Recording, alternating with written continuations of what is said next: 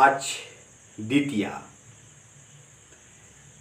নবরাত্রির দ্বিতীয় দিন। আজ দেবী ব্রহ্মচারিণীর পূজা। এই ব্রহ্মচারিণী কে? আমাদের প্রশ্ন জাগে। ব্রহ্মচর্য থেকে এই ব্রহ্মচারী এবং ব্রহ্মচারিণী শব্দ দুটি এসছে। পুরুষ হলে ব্রহ্মচারী এবং স্ত্রীলিঙ্গ হলে ব্রহ্মচারিণী। আচ্ছা, এই ব্রহ্মচর্য কি? ব্রহ্মচর্যের দুটি মানে হয়। একটি হয় ব্রহ্মের মতো যিনি আচরণ করেন, আবার যিনি ব্রহ্মে বিচরণ করেন। তাহলে আচরণ যিনি করেন তিনিও ব্রহ্মচারী, বিচরণ যিনি করেন তিনিও ব্রহ্মচারী। এই ব্রহ্মচারী রূপের মধ্যেই আমরা দুটি দিকে খুঁজে পাব। প্রথমত আসি যেখানে তিনি ব্রহ্মের মতো আচরণ করেন। স্বর্গে যখন দেবতা ইন্দ্র সহ পবনদেব, অগ্নিদেব, মানে যারা অন্তত ক্ষমতাধর অর্থাৎ পাওয়ারফুল দেবতা পরিচিত পুরাণে, তাদের মধ্যে তাদের পাওয়ার সম্পর্কে অহংকার এসেছিল। তাই জন্য আমরা যা খুশি তাই করতে পারি, একদম সুপ্রিম জায়গায় চলে গেছিল। ঠিক তখনই দেবী জ্যোতির্ময় রূপ ধারণ করে একটা মানে আলোক বৃত্ত বলি বা আলো একটা আগুনের গোলা বলি, একটা জ্যোতির্ময় হয়েছে, কোনো রূপ ছাড়া, অরূপ, ঠিক আছে, এসে তাদেরকে পরীক্ষা করেন এবং তাদের দর্প চূর্ণও করেন। যখন তাদের অহংকার চূর্ণ হলো তখন ইন্দ্রর মনে প্রথম প্রশ্ন জাগলো, কে ইনি? তাকে জানতে চান, জানতে আর কোনো মতে তিনি পারেন না। কিন্তু যখন সত্যি সত্যি তার ইন্দ্রের মধ্যে ব্যাকুলতা এলো তখন দেবী তার সামনে প্রকাশিত হলেন। কি নামে? হৈমবতী রূপে। আমি গতকাল শৈলপুত্রীর কথা বলতে গিয়ে এই হৈমবতীর কথা এনেছিলাম। ইনি হলেন সেই হৈমবতী। অর্থাৎ যখন আপনি কিছু জানতে চাইছেন, যখন ব্যাকুল হয়ে উঠছেন, তখনই কিন্তু ঈশ্বর আপনার সামনে প্রকাশিত হবে।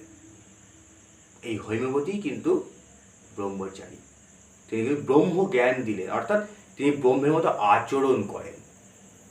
সেই সূত্রে কিন্তু ব্রহ্মচারিণী তিনি। আরেকটি কি আছে? ব্রহ্মচর্যের আরেকটা সবথেকে গুরুত্বপূর্ণ যেটা ব্রহ্মের মতো বিচরণ করেন বলছি, সেখানে একটা গুরুত্বপূর্ণ বিষয় হচ্ছে ব্রহ্মচর্য, অর্থাৎ সেখানে তপস্যা করা, অর্থাৎ তপশ্চরণের মাধ্যমে নিজেকে উন্নীত করা। যখন হিমালয় এবং মেনকার গড় আলো করে উমা এলো, তারপরেই যখন সে বড় হতে লাগলো তখন তার মধ্যে একটা আকাঙ্ক্ষা এলো শিবকে পাওয়ার, মহাদেবকে পাওয়ার একটা আকাঙ্ক্ষা এলো। কি করে পাবো? ঈশ্বরকে যাতাভাবে পাওয়া যায় না। তার জন্য তিনি বসলেন কঠোর সাধনায়, তপস্যায় বসছেন। এবং মা বাবা এবং অনেকেই বারণ করেছে, এটা করো না, এটা করো না, কারোর নিষেধ ছাড়াই তিনি তপস্যায় বসলেন। এবং এতটাই তপস্যায় তিনি দৃঢ় যে মহাদেবের আসনে কিন্তু টলে উঠল। মহাদেব কিন্তু আর থাকতে পারলেন না, নেমে এলেন দেবীর কাছে, গ্রহণ করলেন তার মনের বাসনা। সেই জন্য শাস্ত্রকার সাধকগণ তারা এই ব্রহ্মচারীকে দেখছেন এক সুন্দর অবয়বের মধ্যে। কিরকম? এই ব্রহ্মচারিণী দেবী সাদা বস্ত্র পরিবৃতা, দ্বিভুজা, এক স্নিগ্ধ মূর্তিমতী তপস্যা রূপে দাঁড়িয়ে আছেন। ডান হাতে রয়েছে মোক্ষ প্রদায়নী জপমালা এবং বাম হাতে রয়েছে কমণ্ডলু। সম্পূর্ণ ব্রহ্মচারীরই বেশ যাকে বলে।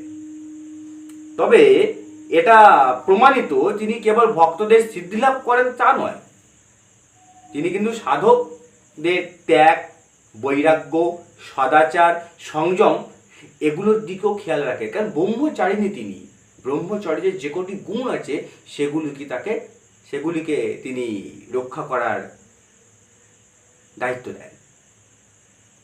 আজ সেই দেবীরই পূজা, এবং সেই দেবীর পূজার আমরা যাতে আমাদের এই গুণগুলো যাতে অর্থাৎ সত্য গুণগুলো যাতে বৃদ্ধি পায় সেই কামনা করেই আমরা দেবী পূজা করব।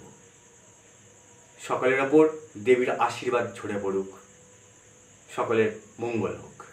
ভালো থাকবেন। নমস্কার।